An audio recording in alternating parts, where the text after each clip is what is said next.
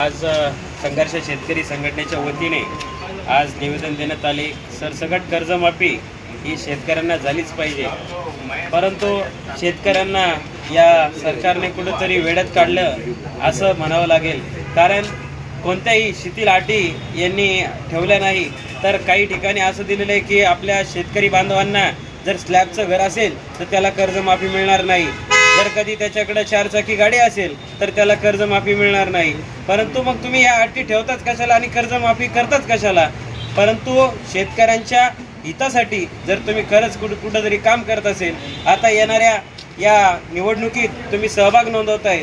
आपल्या जिल्हा मध्यवर्ती बँकेच्या निवडणुकीमध्ये आमदार असतील, खासदार असतील, यांचे सुपुत्र असतील, हे स्वतः त्या ठिकाणी निवडणूक लढवू इच्छित्या, परंतु ती बँक ही शेतकऱ्यांच्या पायाची आहे आणि शेतकऱ्यांच्या हितासाठी आहे।